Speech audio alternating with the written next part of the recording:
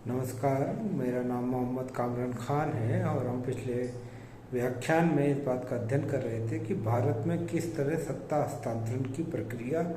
शुरू हुई और वह प्रक्रिया 1940 से लेकर 1947 तक, जब तक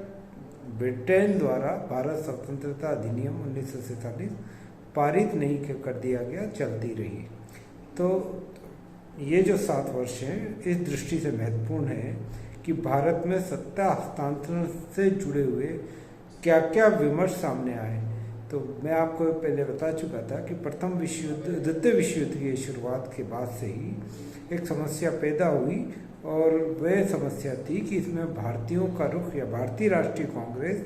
ब्रिटिश सरकार से सहयोग किस आधार पर करे, जबकि भारत स्वयं एक औपनिवेशिक दासता से पीड़ित देश था। तो ऐसी स्थिति में जब युद्ध में स्थिति और ब्रिटेन की हालत ख़राब होती गई, तब पहला जो मिशन भेजा गया, जिसका उद्देश्य शांतिपूर्ण राजनीतिक गतिरोध को दूर करना था और भारतीयों को युद्ध में सहयोग के लिए तैयार करना था, वह स्टैफर्ड क्रिप्स के नेतृत्व में भेजा गया। और स्टैफर्ड क्रिप्स के नेतृत्व में जो क्रिप्स मिशन आया, इसका नाम क्रिप्स मिशन के रूप में जाना जाता है। 1942 में जो क्रिप्स मिशन आया वे असफल रहा और वे कोई भी उसके जो सुझाव थे सुझाव को सामूहिक रूप से मुस्लिम लीग और भारतीय राष्ट्रीय कांग्रेस दोनों ने अस्वीकार कर दिया। बल्कि गांधी जी ने तो ये बात भी कही कि ये एक ऐसा चेक है जिसका बैंक ही नष्ट होने वाला है। तो शांतिपूर्ण सत्ता हस्तांतरण क्रिप्स मिशन के फेल होते ही कांग्रेस ने अपना राष्ट्रव्यापी आंदोलन भारत छोड़ो आंदोलन के रूप में शुरू किया, जिसकी शुरुआत 8 अगस्त 1942 में हुई। और इसमें जो नारा दिया गया वह भारत छोड़ो आंदोलन, अंग्रेज़ों भारत छोड़ो, और ये नारा यूसुफ मेहर अली द्वारा दिया गया। और इसका उद्देश्य, इस आंदोलन का उद्देश्य भारत में से ब्रिटिश साम्राज्य को समाप्त करना था। और ये आंदोलन व्यापक जन भागीदारी द्वारा संपन्न हुआ। कई कांग्रेसी नेताओं को गिरफ्तार किया गया और सरकार ने इस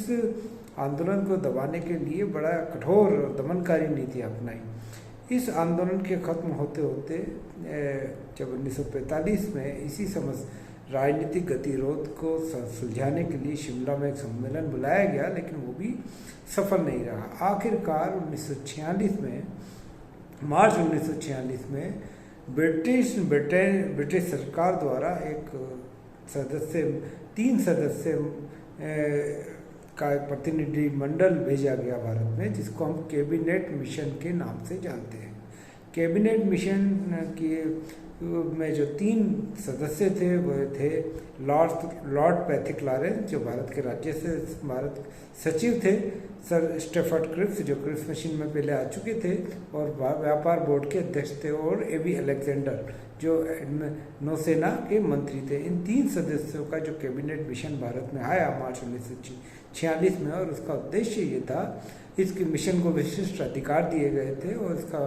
उद्देश्य था कि भारत में शांतिपूर्ण सत्ता का हस्तांतरण के लिए जो उपाय और संभावनाएं हैं वे तलाशना था। मैं आपको बता चुका था कि 1940 से ही कांग्रेस जहां भारत को आज़ाद करने की अपनी योजना पर काम कर रही थी और कांग्रेस का मूल लक्ष्य पूर्ण स्वाधीनता बन चुका था 1929 के लाहौर अधिवेशन के बाद, वहीं मुस्लिम लीग ने 1940 में मुसलमानों के लिए एक अलग पाकिस्तान, अलग देश की मांग करनी शुरू कर दी। और ये मिशन इसी सत्ता हस्तांतरण की योजना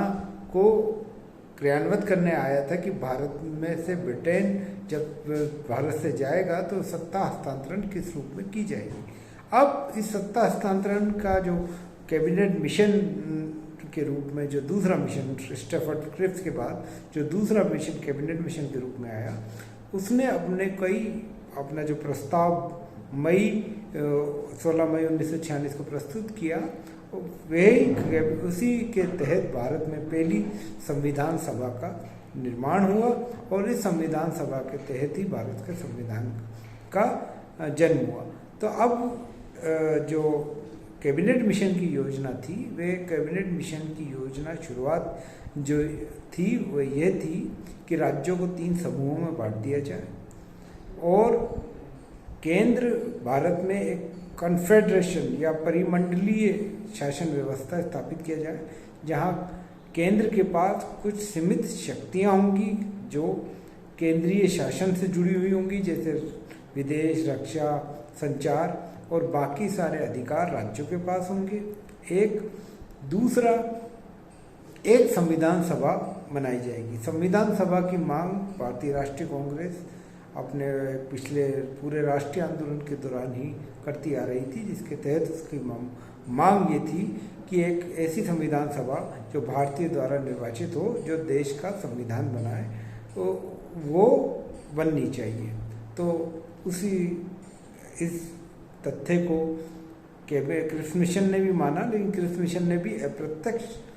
रूप से निर्वाचित संविधान सभा का सुझाव दिया था। यही बात कैबिनेट मिशन में भी देखने को मिलती है। कैबिनेट मिशन ने भी एक अप्रत्यक्ष रूप से एक संविधान सभा के गठन का प्रस्ताव दिया, जिसमें 389 सदस्य होंगे, जिसमें 293 ब्रिटिश प्रांतों द्वारा चुने जाएंगे और 93 देसी रियासतों द्वारा चुने जाएंगे और 4 चीफ कमिश्नरों के प्रांतों द्वारा चुने जाएंगे और 10 लाख की जनसंख्या पे एक प्रतिनिधि संविधान सभा के लिए चुना जाएगा। और इन संविधान सभा के सदस्यों का निर्वाचन जनता द्वारा नहीं होगा, वयस्क मताधिकार द्वारा नहीं होगा, बल्कि प्रांतों में, ब्रिटिश प्रांतों में तो ये वहाँ की प्रांतीय विधान परिषदों द्वारा चुने जाएंगे और देसी रियासतों में ये देसी राजा द्वारा मनोनीत किए जाएंगे। तो भारत में जो संविधान सभा का जो संकल्पना जो कांग्रेस मांग कर रही थी कि भाई एक ऐसी संविधान सभा बने जो प्रत्यक्ष जनता द्वारा निर्वाचित हो, उसकी तुलना में दोनों ही मंत्री प्रतिनिधि मंडलों ने ये बात मानी कि संविधान सभा अप्रत्यक्ष रूप से निर्वाचित की जाएगी। और ये कैबिनेट मिशन योजना का भी योजना थी कि संविधान सभा जनता द्वारा वयस्क मताधिकार के आधार पर निर्वाचित नहीं होगी, बल्कि उसको अप्रत्यक्ष रूप से जनता द्वारा चुना जाएगा। तो एक महत्वपूर्ण कैबिनेट मिशन योजना ने मुस्लिम लीग की पृथक पाकिस्तान की अवधारणा को भी नकार दिया और भारत के लिए एक ही संविधान सभा के गठन की बात की, जबकि मुस्लिम लीग ये बात कह रही थी कि संविधान सभा भारत और पाकिस्तान को 2 हिस्सों में बांट दिया जाए, स्वतंत्र देशों के रूप में बांट दिया जाए और साथ ही साथ दोनों के लिए 2 अलग संविधान सभाएं स्थापित की जाए। तो कैबिनेट मिशन योजना ने भारत को 2 भागों में बांटने और पाकिस्तान के लिए एक अलग संविधान सभा बनाए जाने की योजना को नकार दिया।